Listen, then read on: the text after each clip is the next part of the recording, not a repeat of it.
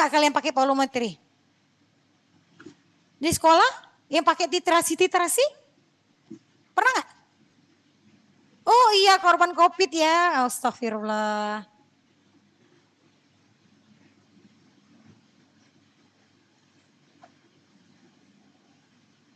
Oh lelet nih, muter-muter dia. Oke. Volumetri ya. Ini. Jadi volumetri ini biasanya jadi seperti itu tuh. Ada warna kuning, ada warnanya putih, susu, ada pink, ada kan? Pakai indikator PP, phenolphthalein jadi warna merah. Ada yang pernah, ada yang enggak kali ya? Kalian ini korban COVID kesian. Ini cuma setahun ya kuliah sekolah ya. Nah ini adalah namanya titrasi. Alat ini alatnya. Ini alatnya adalah namanya buret. Jadi buret ini sudah ada ukurannya sendiri-sendiri. Jadi nggak usah dihitung. Kan kalau kemarin dibilang 1 mili itu 20 tetes. Jadi hitung tes 1, tes 2, nggak usah. Ya. Jadi kita nanti dia tuh ada ukuran. Ada yang 25 mili, ada yang 100, ada yang 50 mili. Kalau itu kita masukkan sampai garis dia 25 mili, kita masukkan larutan yang akan kita titrasi. Syarat, ujung ini tidak boleh ada gelembung udara. Semuanya harus terpenuhkan. Jadi kita bisa lihat berapa mili yang ditambahkan dengan tepat. Kemudian ini ada apa namanya? Erlenmeyer. Nah Erlenmeyer ini digunakan untuk menampung sampel yang akan kita tentukan kadarnya. Kalau di ini bisa sambil disek ya. Tangan satu megang leher Erlenmeyer, tangan satunya muter keran. Ya. Bisa juga ada alatnya spiral magnetik. Jadi kita tinggal taruh aja, dia muter sendiri, tinggal turunkan. Nah ini adalah pH skala pH yang ada di makanan dan yang lain-lain. Analisanya ini sama seperti spektrofotometri, bisa kualitatif, bisa juga kuantitatif. Kualitatif tadi menentukan ada apa tidak, ya jadi terbentuknya warna. Kalau kuantitatif bisa menentukan kadarnya. 4 langkah yang dilakukan dalam analisa ini adalah pengambilan sampel ya, mengubah konstituennya menjadi bentuk yang dapat diukur, pengukuran dan menghitungnya. Ada 3 jenis analisa kuantitatif, titrimetri atau volumetri, kemudian grafimetri, dia terbendapan, kemudian secara instrumental. Instrumental ini biasanya dengan alat yang berdasarkan sifat kimia fisika. Jadi untuk yang kadar rendah sekalipun bisa. Jadi yang alatnya ini sudah terconnecting ya, terconnecting jadi bisa diukur berapa kadarnya. Sampai sekian ppm pun dia bisa lakukan. Analisanya ini ada 4, bisa untuk analisa makro, semi mikro, mikro dan ultra mikro. Penggolongan sampelnya ini tergantung dasar pada zat yang terkandung, mayor, minor dan trace ya, tergantung jumlahnya. Volumetri ini berdasarkan perhitungannya berdasarkan stokiometri, perbandingan mol. Seperti ini ya. Kalian bisa ngitung nggak ini? Yang di bawahnya 40,005 itu apa? Beratnya. NaOH berapa berat?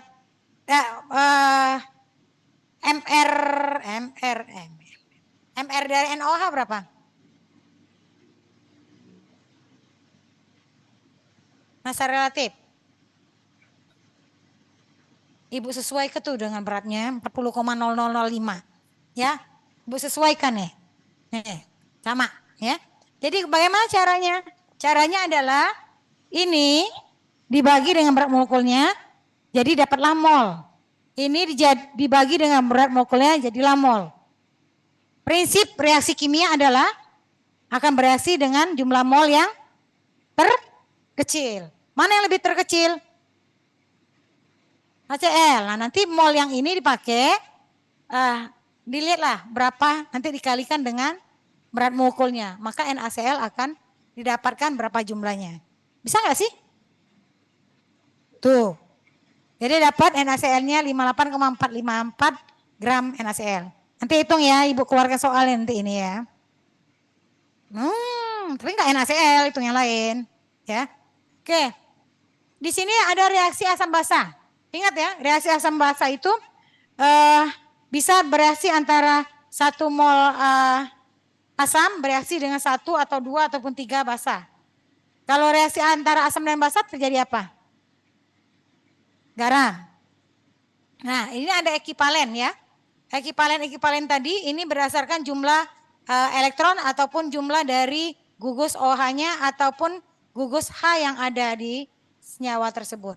Contohnya di sini ya, Ag plus dengan elektron 1 elektron menjadi Ag, maka 1 mol Ag plus bereaksi dengan 1 mol elektron.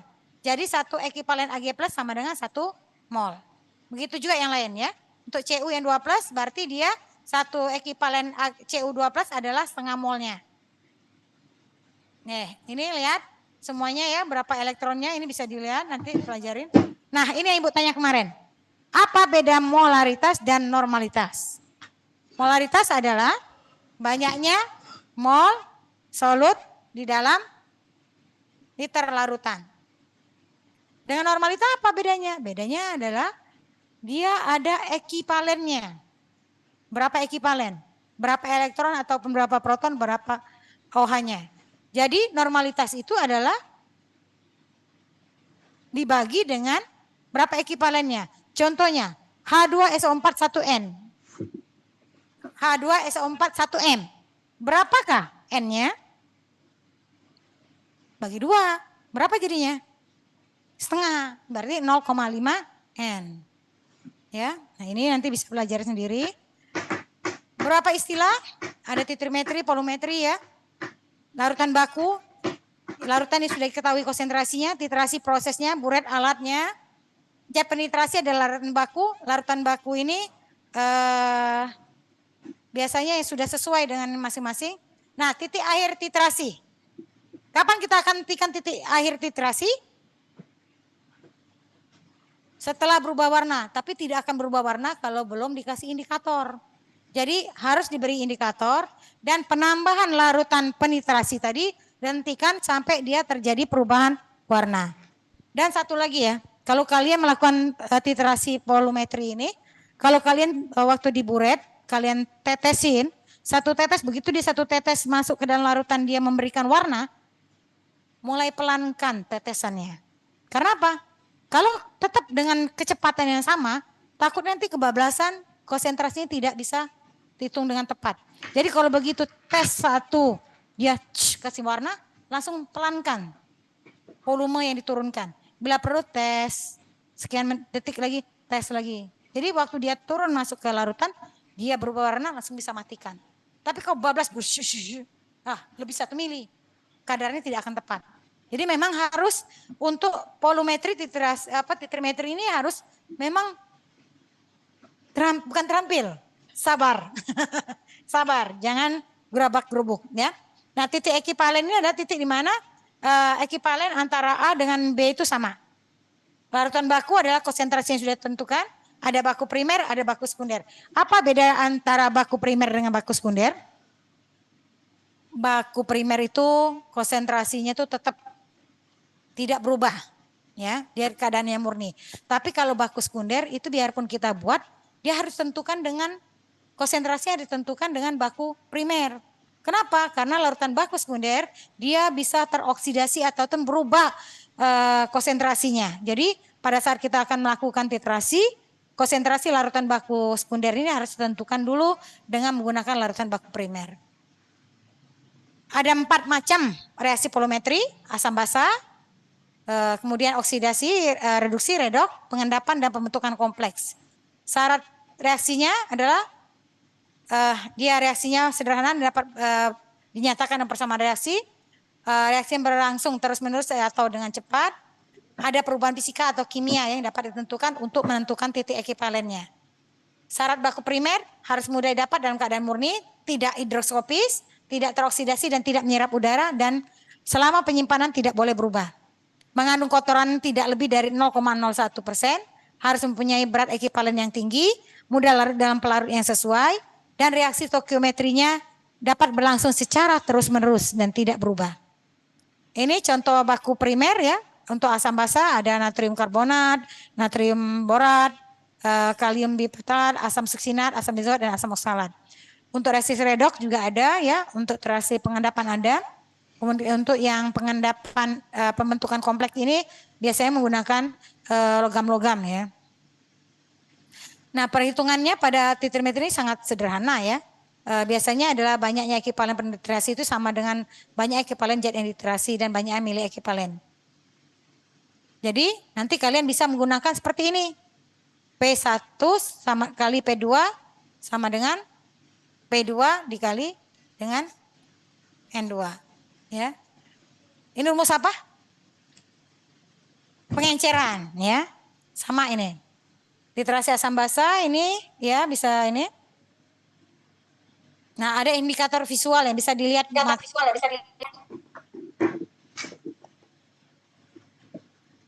Kenapa yang di rumah? Bocor. Nah, ini indikator asam basa yang digunakan. Jadi pada pH-pH tertentu dia akan memberikan warna yang berbeda. Ya. Jadi dilihat ini. Jadi kapan sih kita pakai indikator itu? Dilihat pH yang bisa terbentuk warnanya. Seperti PP pada pH 10 dia akan warna merah.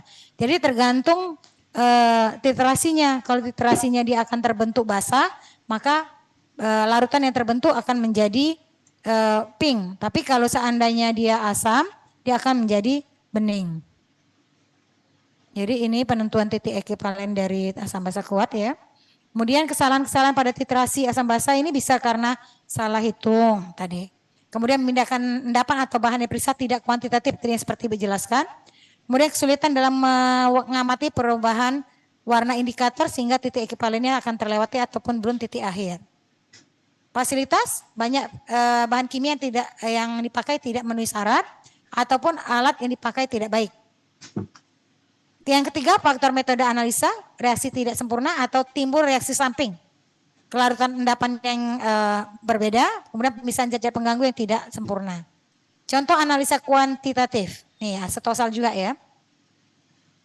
Jadi, di sini 100 mg tablet yang berisi asetosal dititrasi dengan NaOH 0,09 N. NaOH ini adalah larutan baku sekunder.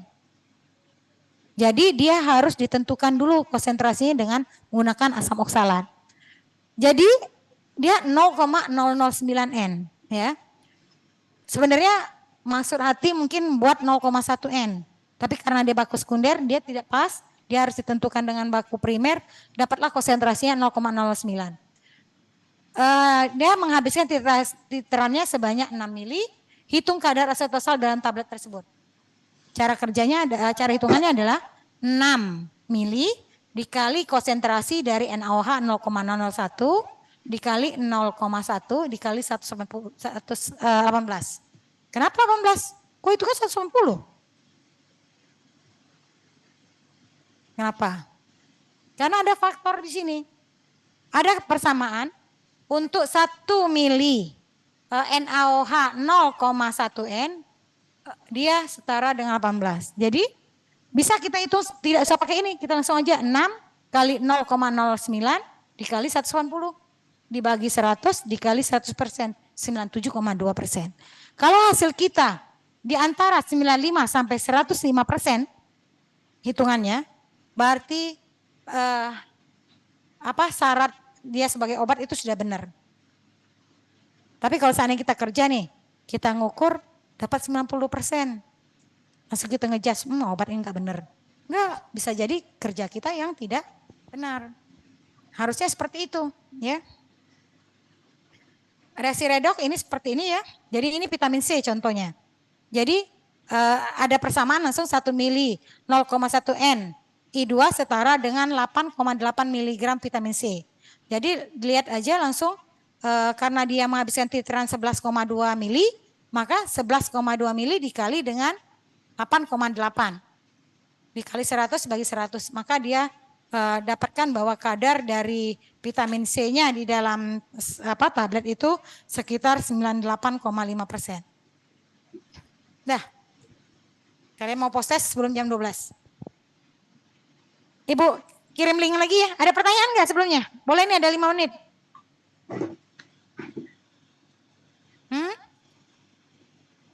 Ada pertanyaan yang di rumah? Silakan.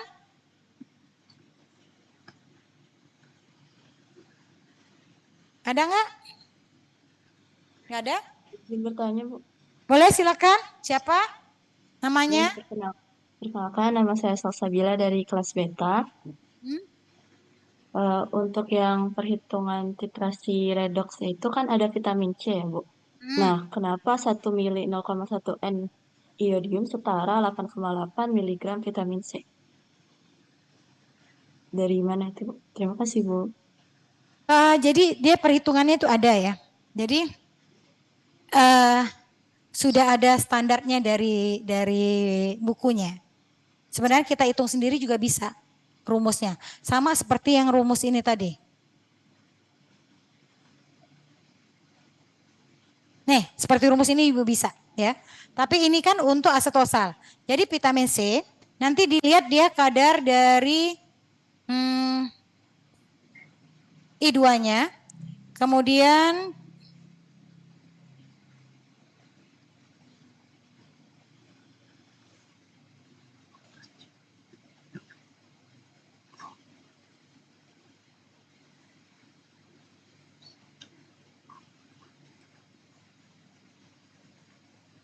ya, ini persamaannya sudah ada dibuatkan bahwa hitungannya ada 1 mili 0,1 N I2 setara dengan 8,8 miligram vitamin C. Ini nanti Ibu jelasin di waktu kuliah, waktu praktikum aja ya. Karena harus pakai coret menyoret. Boleh ya? Nanti hari Selasa depan, siapa tadi namanya? Siap, Salsabila, Bu. Nah, nanti ke Ibu ya. Bu, mau nanya yang kemarin Bu, vitamin C itu kok bisa hitungannya gitu? Karena harus nyoret-nyoret, nggak bisa. Ada persamaan reaksinya yang harus kita hitung. Untuk mempermudah, memang kita buat jadi 1 mili 0,1 N I2 setara dengan 8,8 miligram vitamin C. Untuk sederhananya, nanti hitungannya ada sih yang seperti yang tadi, yang agak lebih ribet. Ya, nanti Ibu jelaskan, nanti Ibu tuliskan, nanti Ibu jelaskan, ya.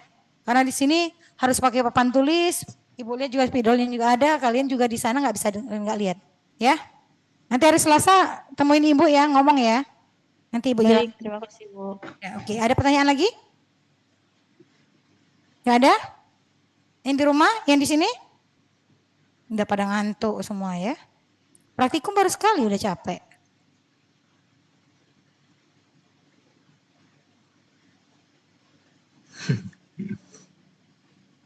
Silakan Ibu kirim dulu.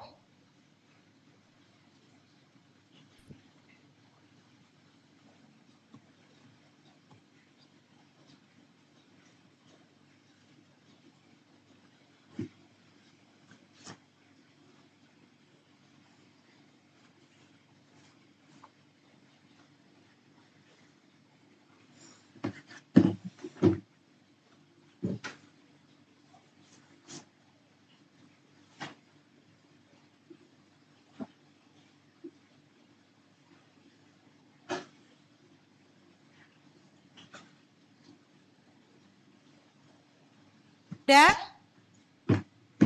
Oke, yang pertama. 1.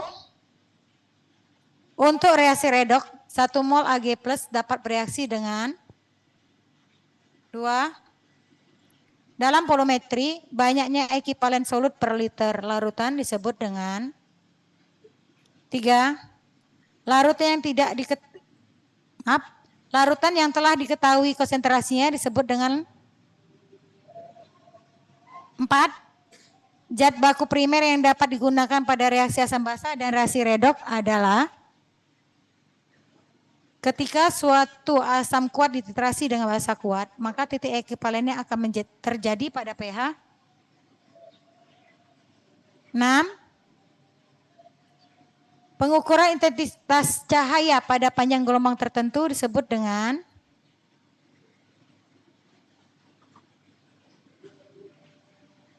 7. Panjang gelombang yang disebut dengan cahaya tampak atau visible adalah, hukum Lambert-Beer adalah 9. Untuk menentukan kadar asetosal dalam suatu obat, maka pengukuran pada panjang gelombang suatu obat yang mengandung asam salisilat dapat diketahui dengan cara penambahan FeCl3 sehingga terbentuk larutan yang berwarna. Tuh, ini kalau kerja kemarin tahu ini. Oke, silakan dikumpul. Baru 3, 14. Ibu hitung sampai 10. 1, 2, 3, 4, 5, 6. Ulang kenapa? 7. Hah?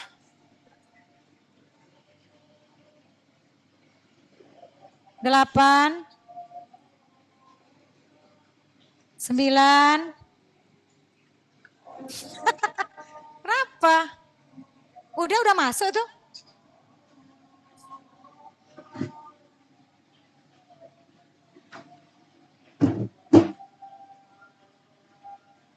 Oke. Tetap ya. Udah kok 240 udah. Oh ini lebih nih, ada siapa yang ngirim 2 kali nih? Enggak, udah muncul. Udah 241. Oke.